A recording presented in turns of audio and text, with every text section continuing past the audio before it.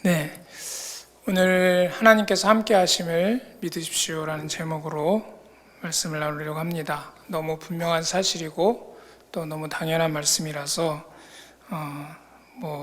깊게 나눌 내용이 있을까 싶지만 또 이 시간 하나님이 함께 하심을 다시 한번 확신하시고 믿음 안에 서는 우리가 되기를 원합니다. 첫 번째 내용은 상황과 관계없이 늘 함께 하신다는 것입니다. 오늘 이 본문의 내용은 다 아시겠지만 이스라엘 백성들이 이제 출애굽을 해서 신광야 쪽으로 내려왔습니다. 신광야는 그 사우디아라비아 반도 밑부분 그쪽에 있는 지역인데요. 그 광야에 들어왔을 때 역시 마실 물이 없었어요. 그래서 생존의 위협을 느끼게 되었고요.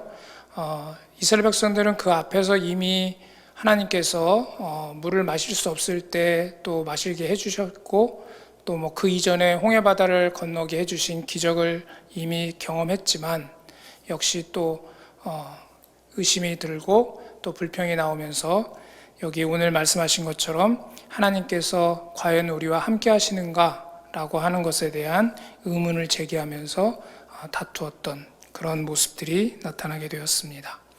그래서 여기서 지역 이름을 마사, 시험하다 라고 하는 의미고요. 무리바다, 다투었다 라고 하는 의미입니다. 그렇게 지역의 명칭이 정해졌는데요. 이걸 통해서 볼 때 이스라엘 백성들이 늘 그 상황이 어려워질 때 하나님께서 과연 우리와 함께 하시는지를 의심하게 되었다는 것을 볼 수 있는데요. 그것이 계속 반복되고 있죠.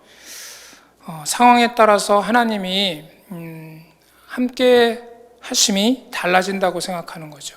상황이 좋을 때는 하나님이 함께 하시는 거고 상황이 나빠질 때는 하나님께서 함께 하시지 않는다라고 생각을 하는 겁니다. 상황에 따라서 하나님이 계시고 안 계시고 하는 것이 변화가 되는, 달라지는 그런 믿음의 상태인 것이죠. 그러나 하나님께서 상황과 상관없이 상황이 어떠하든지 간에 늘 우리와 함께 하심을 우리는 알고 있으나 이것이 과연 믿음으로 나타나느냐 안 나타나느냐는 것은 또 상황에 따라서 달라지는 게 또 우리의 모습이고 이스라엘 백성들과 같은 그러한 연약한 가운데 있음을 우리는 고백하지 않을 수 없습니다. 그러면 이렇게 상황에 따라서 하나님이 함께 하시는지 함께 하시지 않는지 왜 자꾸 흔들리느냐, 여러 가지 이유가 있겠지만 오늘 두 가지를 한번 생각을 해보려고 합니다. 첫 번째는 아마도 하나님을 우리가 지각할 수 있는 그런 어떤 상황 조건으로 하나님이 함께 하시는 것을 확인하려고 하기 때문인 거죠. 그러니까 하나님이 함께 하신다라고 하는 것을 우리가 어떻게 할 수 있느냐라고 할 때 우리는 우리가 지각할 수 있는 어떤 상황 조건을 보고 그것으로 하나님이 함께 하시는지 안 하시는지를 확인하려고 한다는 것입니다. 그런데 사실 이거는 근본적으로 더 깊이 들어가면 하나님, 어떤 신적 존재를 우리가 지각할 수 있는 그런 대상으로 확인하고 또 인식하려고 하는 그런 성향과 맞물려 있습니다. 이스라엘 백성들이 출애굽을 해서 다 아시는 바와 같이 이제 모세가 시내산에 올라가서 율법을 받으러 올라갔을 때 이제 모세가 장기간 보이지 않게 됐을 때 이스라엘 백성들이 했던 행동은 이제 모세가 어떻게 보면 하나님이 아니지만 하나님을 대리하는 역할을 하고 있었죠. 그들은 눈에 보이는 모세가 있었기 때문에 그나마 모세를 통해서 하나님을 이렇게 간접적으로 경험하고 있는 거였습니다. 그런데 그 모세가 사라져 버렸죠. 모세가 안 보이니까 이스라엘 백성들이 뭐라 그러냐면 우리를 인도하여 낼 신이 어디 갔는지, 그러니까 모세가 없어졌다. 그러니까 우리를 인도하여 낼 그 신을 만들어 달라. 그래가지고 아론이 한 것은 송아지 형상을 만들게 됩니다. 그거는 이스라엘 백성들이 눈으로 확실하게 볼 수 있는, 뭔가 지각할 수 있는 그런 대상으로서 신을 만들어낸 거죠. 그게 결국은 우상 숭배입니다. 결국 상황 조건에 따라서 하나님이 함께 하시느냐 안 하시느냐를 확인하려고 하는 그 속성은 하나님을 우리가 지각할 수 있는 그 범위의 어떤 대상으로 그렇게 끌어내리려고 하는 이런 우상 숭배의 죄와 맞물려 있습니다. 그래서 하나님께서는 이 계명에서 어떤 형상을 만들지 말라고 분명히 말씀하시죠.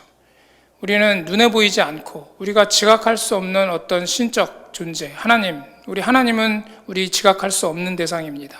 우리는 눈으로 볼 수도 없고요, 만질 수도 없고요, 느낄 수도 없습니다. 결국 이거는 믿음으로밖에 알 수가 없는데 그거로는 성이 안 차는 거죠. 그러니까 지각할 수 있는 대상으로 바꾸려고 하는 시도를 계속해서 하게 됩니다. 그러한 불순종의 죄, 어떤 근본적인 죄성에 의해서 결국은 상황 조건에 따라서 하나님이 계시느냐 안 계시느냐 하는 것도 판단하게 되는, 의심하게 되는, 흔들리게 되는 그런 형상이 나타난다는 걸 볼 수 있습니다. 그래서 우리가 기억할 것은 이렇게 하나님이 계시는지 안 계시는지를 우리가 지각할 수 있는 어떤 상황 조건으로 확인하려고 하는 그 속성 자체가 이런 우상 숭배의 죄성과 맞물려 있음을 알고 그러지 않기를 결심해야 될 줄로 믿습니다.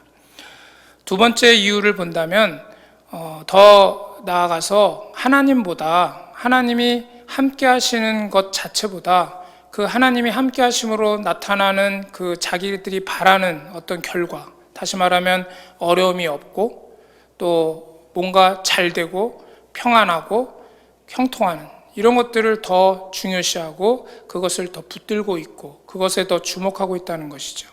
사실은 하나님이 함께 하시는 것이 중요한 것이 아니고 하나님이 함께 하심으로 말미암아 나타나는 그 자기들이 바라는 그 자기에게 유익한 그 어떤 결과들을 더 중요시하고 그것을 더 붙들고 있다는 것입니다.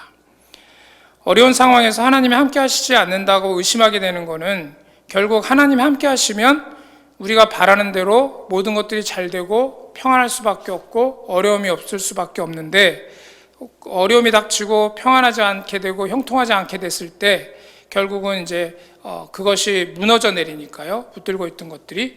그러니까 결국은 하나님이 함께 하시는 것 자체도 이제 의심하면서 불평하고 원망하게 되는 거죠.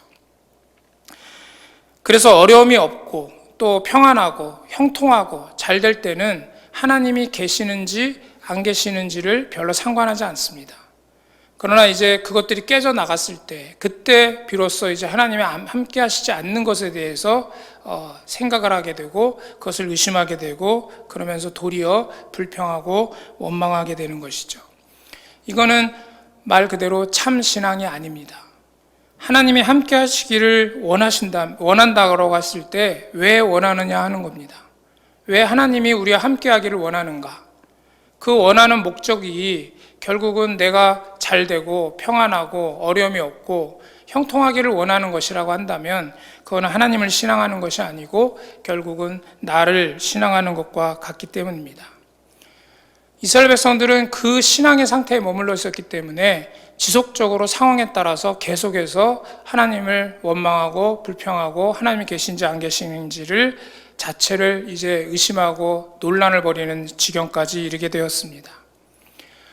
출애굽기 33장에 가면 그 일이 계속 반복되니까 이제 하나님께서 거의 이제 막바지죠. 이제 가나안 땅에 올라가기 이제 직전의 상황 속에서 하나님께서 뭐라고 말씀하시냐면은 33장 2절에 가보면 내가 사자를 내 앞서 보내어 가나안 사람과 아모리 사람과 헷 사람과 브리스 사람과 히윗 사람과 옆 사람을 쫓아내고 너희로 젖과 꿀이 흐르는 땅에 이르게 하려니와 나는 너희와 함께 올라가지 아니하리니 너희는 목이 곧은 백성인즉 내가 중로에서 너희를 진멸할까 염려함이니라 말씀하십니다. 이 말씀은 결국 이런 얘기죠. 너희들이 원하는 거 다 주겠다. 가나안 땅 다 차지할 수 있게 해줄 거고 그러기 위해서 가나안 땅에 있는 그 원주민들 내가 다 쫓아내 줄 거고 너희들이 원하는 대로 너희들이 그 갖고 싶어하는 가나안 땅 내가 다 갖게 해줄 거다. 그렇지만 나는 너희들과 함께 가지 않는다. 결국 이 얘기는 너희들이 원하는 대로 내가 평안하게 해줄 거고 모든 것들이 다 잘 되게 해줄 거고 아무 걱정 없게 해줄 거고 그렇게 해줄 거야. 그렇지만 나는 너와 함께 하지 않을 거야 라고 하는 말과 똑같은 거죠. 그럴 때 이스라엘 백성들은 이래 비로소 이제 하나님 함께 하시지 않는다라고 하는 게 얼마나 엄중한 말씀인지를 깨닫게 되고요. 그때 이제 이스라엘 백성들이 회개의 모습을 보이게 되는 모습을 볼 수 있습니다. 결국 이 얘기는 하나님께서 우리에게 선택을 요구하시는 것과 같습니다. 하나님이 함께 하시는 것을 너희들이 중요시할 건지 아니면 그로 인해 나타나는 어떤 결과들, 평안하고 형통하고 내가 원하는 것을 얻는 그런 것들을 더 붙들 것인지 그 둘 중에 하나를 선택하라는 겁니다. 사실 모든 것들이 다 잘 되고 형통하고 편안한데 하나님이 함께 하시지 않는다. 이거는 너무나 큰 비극이죠. 어찌 보면 우리 지금 이 현 시대에 우리 교회에 처해 있는 문제 중에 어떤 의미에서 가장 핵심적인 문제일 수도 있습니다. 교회가 번창하는 듯 보이고 아무 걱정이 없는 듯 보이고 잘 되는 것처럼 보인다 할지라도 결국은 하나님께서 함께 하시지 않는 지경에 처해 있다면 이거는 너무나 큰 비극이고 저주이고 문제가 아닐 수 없습니다. 결국은 지금 이스라엘 백성들은 상황이 좋지 않으니까 그 안 좋은 상황 때문에 하나님이 우리와 함께 하시지 않는 거 아니야? 이렇게 생각했지만 반대로 뒤집어서 얘기하면 모든 것들이 잘 되고 있는 상황 속에서도 하나님이 함께 하시지 않는 커다란 문제가 있을 수 있다는 것을 우리에게 경각심을 일깨워주고 있습니다. 어찌됐건 간에 하나님께서는 결국은 상황이 좋든 상황이 안 좋든 문제가 있든 없든 그 상황과 관계없이 하나님께서는 우리와 함께 하시고 계시다라고 하는 것을 잊지 말아야 할 것이죠. 오늘 여기 본문에 보면 17장 7절인데 그 앞절에 6절에 보면 이제 물이 없는 문제가 어떻게 해결이 되냐면 하나님께서 반석을 치라고 명령하셨고요. 그 반석을 쳤을 때 물이 나옴으로 말미암아 이제 이스라엘 백성들의 그 물 없음 문제가 해결이 됩니다. 그것에 대해서 고린도전서 10장 4절에서는 이렇게 말씀합니다. 다 같은 신령한 음료를 마셨으니 이는 그들을 따르는 신령한 반석으로부터 마셨음에 그 반석은 그리스도시라. 여기 반석은 그리스도를 예표한다고 분명히 말씀하시고요. 그 반석이 어떤 반석이냐면 이스라엘 백성들을 따르는 신령한 반석이다라고 말씀하십니다. 여기 따르는이라고 하는 이 단어는 아콜루데오인데 함께 같은 길에 있다라고 하는 겁니다. 동행하다라는 의미입니다. 결국 이 말은 이스라엘 백성들이 광야를 지나고 있었죠. 광야는 물이 없습니다. 그런데 그 광야를 지나는 그 길 중에 반석으로서 물이 그 안에서 터쳐 나오는 생명수를 공급해주는 반석으로서 예수님께서 따르고 있었다라고 하는 그런 식의 말씀이에요. 결국 그 말씀은 일단 1차적으로 얘기하면 이스라엘 백성들이 지금 물 없는 어려운 상황 속에 있지만 이미 하나님께서는 그 상황 속에서 그들을 따르고 있었다, 함께하고 계셨다라고 하는 의미입니다. 결국 우리가 어떤 상황 속에 처해 있든지 간에 하나님께서는 우리와 늘 함께하고 계시고 우리를 따르고 계시고 그래서 그 예수님으로부터 그 하나님으로부터 우리는 모든 것들을 해결받고 공급받을 수 있음을 이미 말씀하고 있는 거죠. 이스라엘 백성들은 이 반석이 자신들을 따르고 있는 것을 전혀 지각하지 못하고 있었습니다. 그렇기 때문에 그들은 하나님께서 함께 하시지 않는다라고 의심하고 논쟁을 벌였던 것이죠. 우리도 마찬가지입니다. 우리가 어떤 상황 속에서 하나님이 함께 하시지 않는 것 같고 그래서 지금 문제가 생긴 것 같고 그로 인해서 우리에게 어려움이 생긴 것 같지만 그러나 우리가 기억할 것은 그 상황 조건과 관계없이 이미 하나님께서는 우리와 함께하고 계시다는 것이죠. 우리의 눈이 열려져서 그 하나님이 함께 하시는 것이 보일 수 있기를 원합니다. 우리 잘 알고 있는 것처럼 엘리사가 도단성에 있을 때 아람 군대가 병거를 가지고 포위하고 있었을 때 그때 그 엘리사의 사환의 눈에는 그 군대보다 더 많은 하나님의 불병거와 그 군대가 보이지 않았습니다. 우리도 마찬가지죠. 우리도 어떤 상황 속에서 특히 어려운 상황 속에 처해 있을 때 하나님께서 이미 함께하고 계시고 더 큰 능력으로 함께하고 계심을 보지 못하기 때문에 지각하지 못하기 때문에 우리는 하나님께서 함께 하시지 않는다고 생각하게 되고 의심하게 되고 불평하게 되고 걱정하게 되고 두려워하게 되는 것입니다. 우리 모두의 눈이 열려져서 함께 하시는 하나님, 우리를 따르고 계시는 하나님, 우리와 늘 함께 하시는 하나님이 인식되고 믿음으로 인식되고 고백될 수 있기를 축원합니다. 두 번째는요, 우리의 어떠함과 상관없이 함께 하신다는 겁니다. 아까 말씀드렸던 출애굽기 33장 2절에서 하나님께서 이스라엘 백성들과 함께하지 않겠다라고 말씀하실 때 그 이유를 말씀하시는데요. 그 이유가 뭐냐면 후반절에 이렇게 나오죠. 너희는 목이 곧은 백성인즉 내가 중노에서 너희를 진멸할까 염려함이니라. 결국 하나님께서는 공의 하나님이신데 죄를 두고 보실 수 없는 하나님이신데 이스라엘 백성들은 계속 죄를 짓잖아요. 그러니까 이스라엘 백성들을 하나님은 진멸할 수밖에 없죠. 그래서 너희를 내가 진멸할까 두렵기 때문에 내가 너희와 차라리 함께하지 않겠다라고 말씀하시는 겁니다. 이 말씀을 살펴보면 우리가 죄악된 상태로는 하나님이 함께하실 수가 없죠. 우리가 아무리 함께하기를 원한다 할지라도 하나님이 함께하실 수가 없는 겁니다. 왜냐하면 우리를 진멸할 수밖에 없기 때문에요. 그래서 우리가 죄인인 상태에서는 하나님이 동행할 수 없는 그런 상태임을 우리는 인정하지 않을 수 없습니다.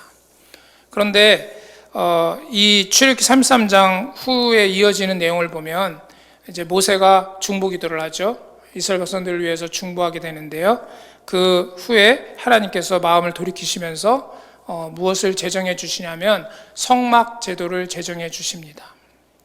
다 아시는 바와 같이 성막 제도는 예수 그리스도를 통해서 우리의 속죄가 이루어짐으로 말미암아 우리의 죄가 씻겨지고 그래서 하나님 앞에 나아갈 수 있는 그런 구원의 길, 통로가 되는 것을 예표로 보여주신 겁니다. 그러면서 이제 하나님께서 내가 너희와 함께 하겠다 말씀하시죠. 결국 이 얘기는 우리가 죄 때문에 하나님이 함께 하실 수 없는 그런 모습이지만 하나님께서 예수 그리스도를 통해서 우리에게 대속의 은혜, 죄사함의 은혜를 베풀어 주심으로 말미암아 하나님께서 함께 하실 수 있는 그런 은혜가 우리에게 부어졌다는 것을 알려주십니다. 우리가 죄 때문에 하나님께로부터 진멸당할 수밖에 없는, 그래서 하나님이 함께 하실 수 없는 그런 죄인이었지만 예수님께서 우리를 위해 십자가 못 박혀 죽으심으로 말미암아 우리의 모든 죄를 사해 주시고 그래서 우리를 의롭다함을 얻게 해주시고 그래서 하나님 앞에 비록 죄인이지만 의롭다함을 얻은 그런 거룩한 모습으로 서게 해주시기 때문에 그래서 우리는 감히 우리가 어떠한 자이든지 간에 하나님이 함께 하시는 그런 은혜를 우리가 누리게 되었습니다. 하나님께서는 원래 우리와 함께 하시는 게 하나님의 창조 목적이죠. 창조의 모습으로 돌아가 보면 하나님께서 흙으로 사람을 빚으시고 그 안에 하나님께서 호흡을 불어넣으시는데요. 그 호흡은 당연히 하나님의 자신입니다. 하나님의 호흡이죠. 하나님의 생명입니다.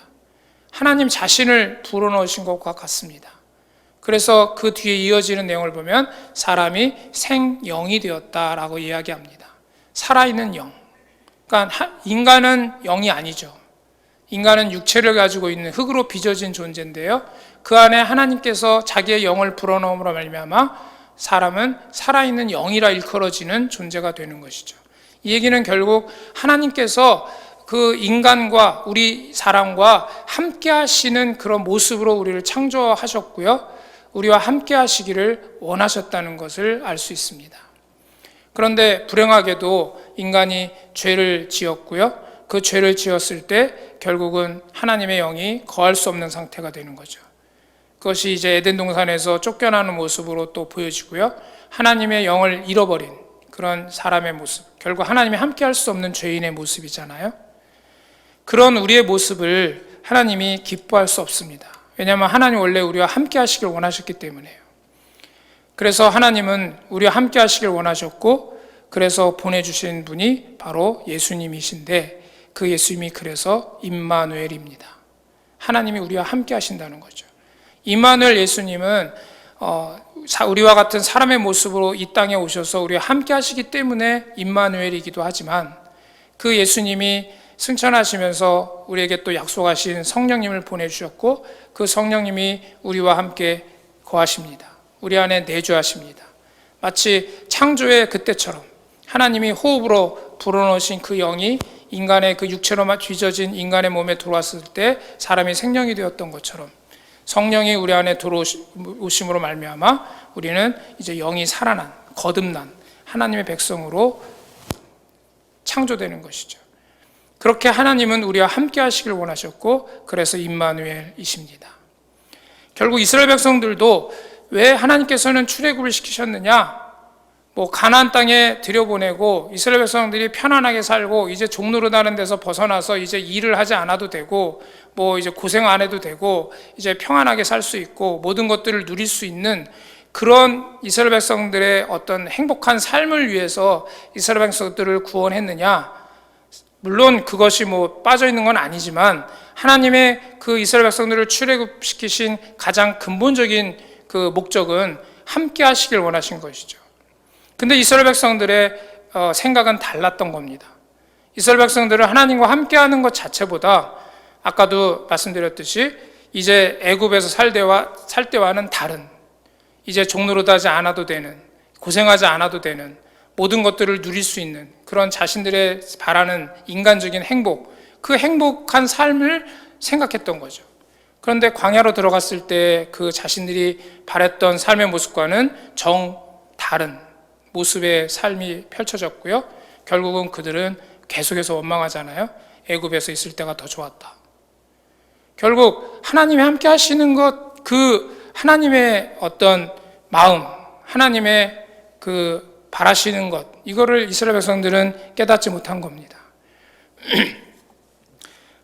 하나님께서는 함께 하시길 원하셨기 때문에 함께 하실 수 있도록 우리의 죄를 사하시고 우리를 깨끗한 자로 만드신 거죠. 그러기 위해서 희생도 아끼지 않으신 겁니다. 예수님을 이 땅에 보내셨고 그 예수님을 우리 대신 십자가에 벗겨 죽게까지 하신 것은 우리를 사랑하셔서 우리와 함께 하시길 원하셨기 때문에 그 일을 이루시기 위해서 그 일을 하신 거죠.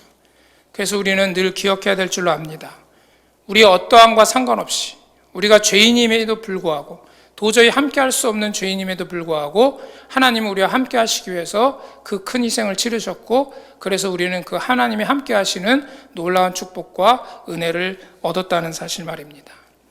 그래서 하나님은 우리의 어떠함과 상관없이 늘 함께 하시는 하나님이신 줄을 믿습니다. 끝으로 세 번째로는요, 그렇게 하나님께서 함께 하시는 그 복을 누려야 될 줄로 믿습니다. 하나님께서 함께 하시는 복을 마음껏 누려야죠. 사탄 마귀는 그 복을 누리지 못하게 하기 위해서 아까 앞에서 말씀드렸던 것처럼 상황에 따라서 하나님이 계신지 안 계신지를 자꾸 의심하게 만듭니다. 우리가 삶의 현실 속에서 늘 느끼는 거죠. 삶이 어려워질 상황이 처할 때 자꾸 의심하게 되고 불안해하게 되고 하나님 함께 하시는 정말 우리는 알고 있잖아요. 하나님이 여전히 함께 하신다는 것을.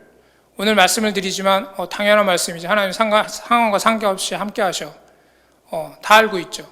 근데 우리는 상황이 어려워질 때 사탄의 그 어떤 유혹에 의해서 자꾸 의심하게 되고 불평하게 되고 하나님이 함께 하심에도 불구하고 하나님이 함께 하시는 그 복을 누리지 못하는 모습을 보게 됩니다. 그 사탄 마귀의 유혹에 우리가 넘어가야 되지 않을 줄 믿습니다. 또 하나님은 우리의 자신의 어떠함과 상관없이 늘 함께 하시는데 때로 사탄 마귀는 우리 자신을 보게 합니다. 그런 너와 하나님이 함께 하실 것 같아?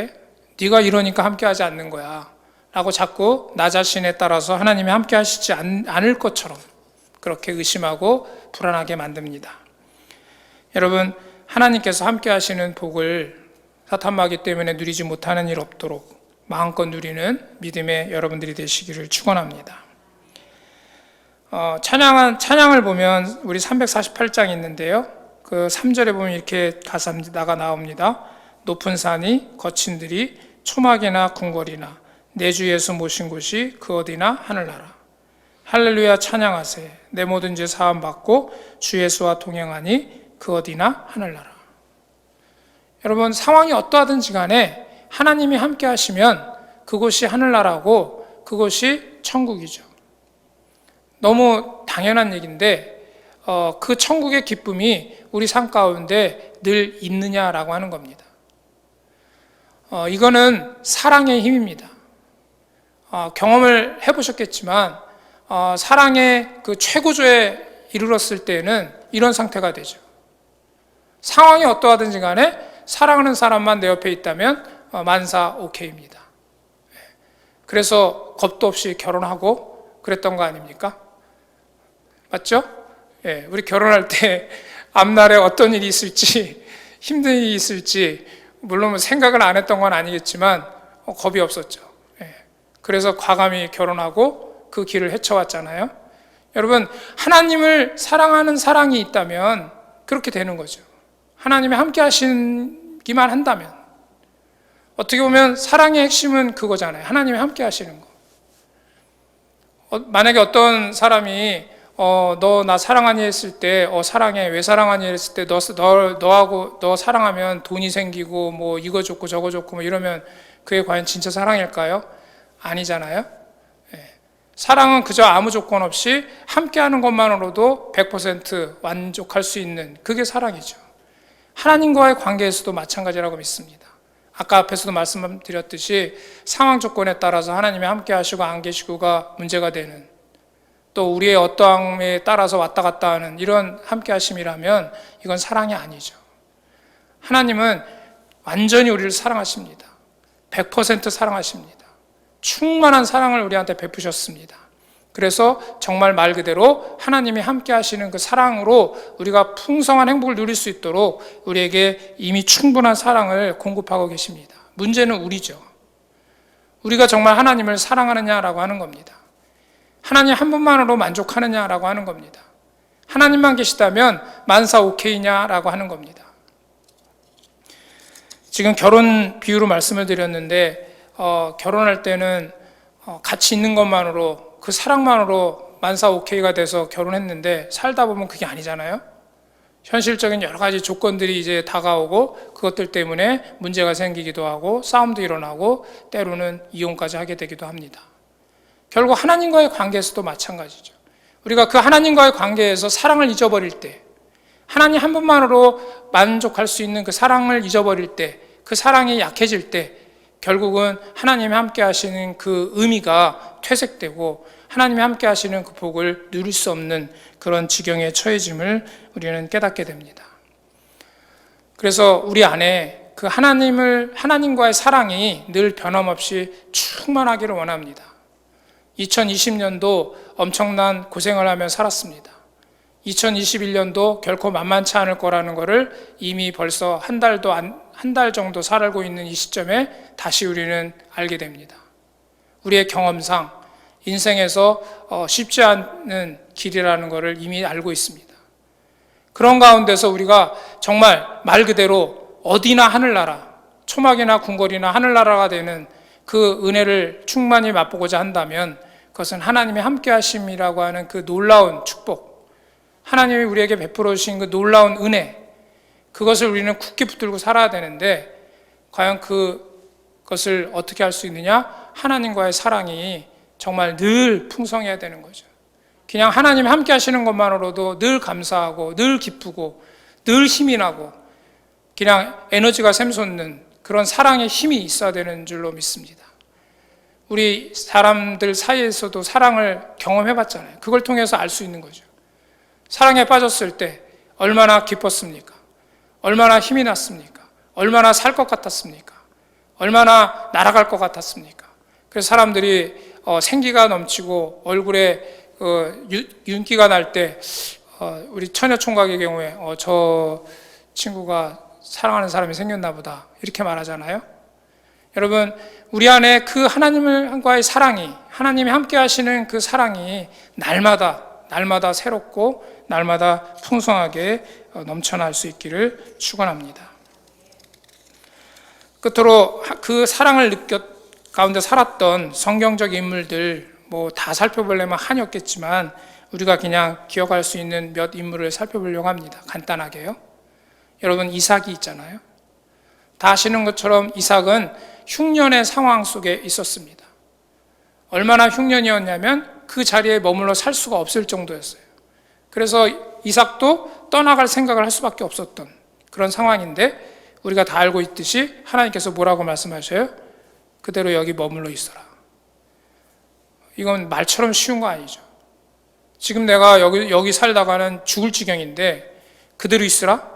어떻게 하겠다는 건가? 근데 여러분 아시다시피 이삭은 그 자리에 있었고요. 그 흉년의 상황 속에서 놀라운 일이 일어났죠. 100배의 수확을 얻게 되었습니다. 사실 이삭은 100배의 수확을 얻지 않았어도 감사할 수 있었을 거예요. 왜냐하면 하나님이 함께 하시는 것 자체만으로. 그러나 하나님께서는 플러스 알파를 주셔요. 항상 우리가 하나님과 정말 함께 할 때, 기쁨으로 하나님께 순종할 때, 그 하나님을 붙들고 살 때 하나님께서는 주시지 않아도 되는 놀라운 축복을 부어주시는 줄로 믿습니다. 야곱도 마찬가지였죠. 야곱은 그야말로 이제 도적질한 자입니다. 그 이름 자체가 약간 그런 의미가 들어있는 이름이잖아요. 다 아시는 바와 같이 이제 어떻게 보면 비열한 방법을 써가지고 형의 장자권을 뺏어가지고 그 장자의 축복을 받아서 이제 도망자 신사가 되었습니다. 그래서 길바닥에서 그냥 노상에서 돌베개를 베고 자야 되는, 이제 외삼촌 먼 길까지 이제 혼자 도망쳐야 되는 이런 상황 속에 있었잖아요. 그런데 아시다시피 그 야곱에게 하나님께서는 함께 하셨죠. 그리고 그를 마침내 12지파를 이루게 하시고 거부가 되게 하셔서 가나안 땅으로 돌아오게 끝까지 함께 하십니다. 여러분, 야곱이 어떠한 자든지 상관없이 하나님은 함께 하셨다는 겁니다. 이삭도 마찬가지로 상황과 상관없이 어려운 상황이었지만 하나님이 함께 하신 것이죠. 마태복음 28장에서 다 알다시피 하나님께서 우리에게 지상명령을 주시면서 하나님이 예수님께서 내가 너와 함께 하겠다 약속해 주십니다. 여러분, 우리도 이제 2021년을 맞이해서 또 늘 하던 대로 또 새롭게 하나님께서 주신 사명들을 맡으실 줄로 압니다. 그 사명을 감당함에 있어서 하나님이 주시는 약속은 내가 너와 함께 하겠다라고 하는 약속입니다. 그 약속보다 더 큰 든든한 힘은 없죠. 우리가 아무리 힘들고 어렵다 할지라도 하나님이 함께 하시면 우리에게 주신 사명 감당하게 될 줄로 믿습니다. 이사야서 43장 2절에서는 우리 잘 알고 있는 것처럼 물이나 강이나 불이나 그 가운데 있을지라도 하나님께서는 그 모든 것들이 우리를 위협하지 못하도록, 우리를 침범하지 못하도록 함께 하시고 지켜주신다 약속하십니다. 여러분, 다시 말씀드리지만 올해도 늘 그러셨듯이 하나님께서 함께 하시는 그 놀라운 은혜, 그 충만한 기쁨, 그리고 강력한 권능, 그것이 우리들과 늘 함께하여 충만할 수 있기를 축원합니다.